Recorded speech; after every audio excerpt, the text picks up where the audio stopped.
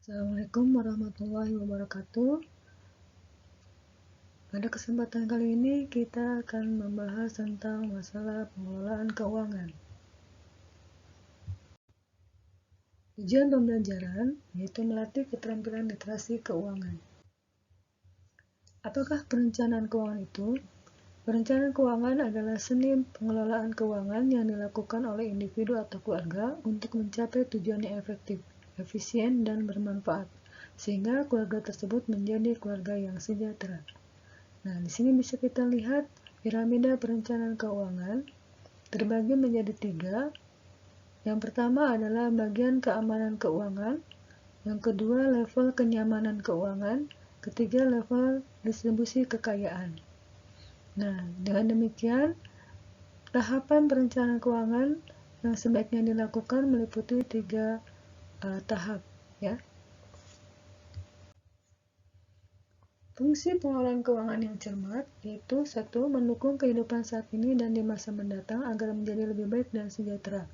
2. Membantu seseorang dapat mengerti bagaimana setiap keputusan keuangan yang dibuat atau uang yang dikeluarkan berdampak ke area lain dari keseluruhan situasi keuangan pribadi. 3. Membantu agar mampu mengelola risiko dengan lebih baik, menciptakan peluang yang lebih besar bagi diri sendiri dan bagi keluarga untuk keluar dari kesulitan ekonomi serta memiliki kehidupan yang lebih baik. Tahapan kegiatan pengelolaan keuangan meliputi 1. Menyusun rencana keuangan, 2. Menetapkan anggaran, 3. Pencatatan keuangan, 4. Pengecekan kesehatan keuangan, 5. Laporan keuangan. Berikut ini adalah contoh rencana keuangan dengan pendapatan 3 juta per bulan. Misalnya punya tujuan 1 bisa membayar keperluan sekolah, yang dana yang diperlukan adalah 900.000, sehingga untuk itu diperlukan selama 6 bulan untuk melakukan tabungan sebesar 150.000 per bulan. Kedua, punya rencana modal membuka warung sebesar 3.600.000 yang direncanakan terkumpul selama 18 bulan, yang berarti tabungan yang harus dipersiapkan per bulan adalah 200.000. Ketiga, membeli sepasang sapi seharga 18 juta yang dipersiapkan selama 36 bulan, di mana setiap bulannya menabung 500.000.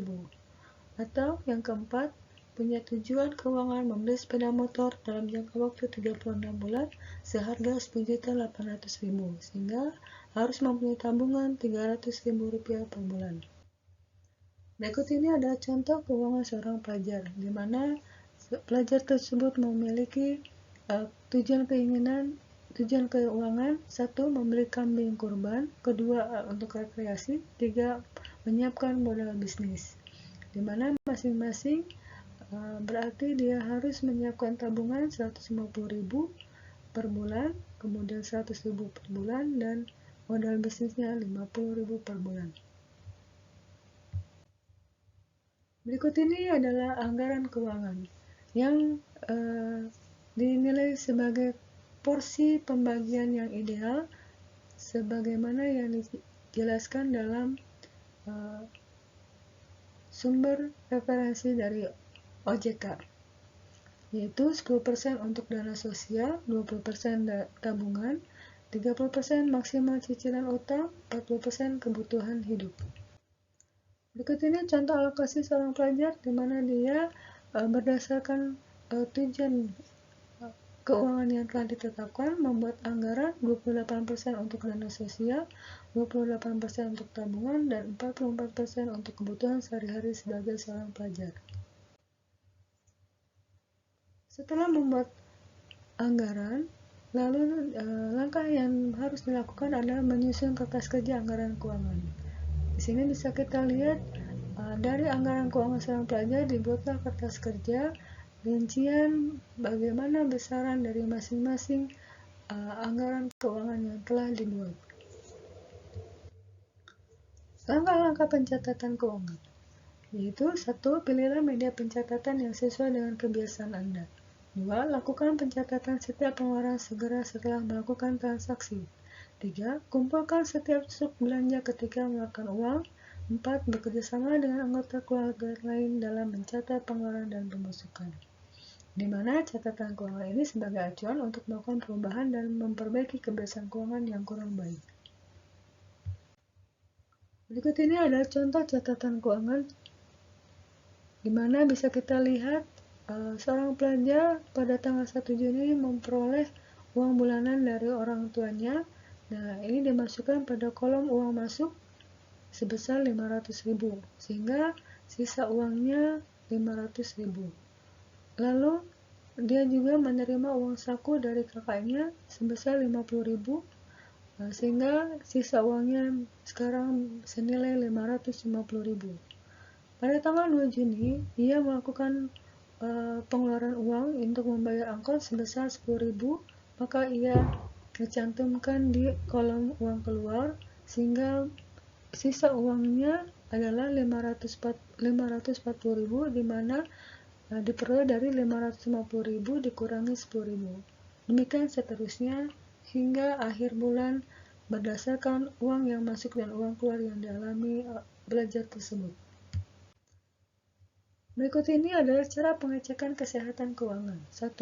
Sisa uang masuk harus lebih besar dari uang keluar. Kedua, jika punya cicilan utang setiap bulan paling banyak 30% dari pemasukan. Keempat, dana darurat. Artinya dalam kehidupan umum seseorang idealnya mempunyai uang untuk berjaga-jaga jika ada pengeluaran mendadak dengan nominal sebesar minimal 6 kali dari pengeluaran bulanan bagi seseorang yang belum berkeluarga, dan minimal 9 kali sampai dengan 12 kali dari pengeluaran bulanan bagi yang sudah berkeluarga. Berikut gambarannya bisa dilihat. Kemudian yang keempat, simpanan rutin. Jadi idealnya semua orang punya simpanan rutin setiap bulan minimal 10% dari pemasukan. Langkah selanjutnya adalah menyusun laporan keuangan, di mana sebagai kegiatan membandingkan alokasi anggaran yang sudah direncanakan di awal dengan realisasi pengeluaran yang sesungguhnya melalui format berikut ini.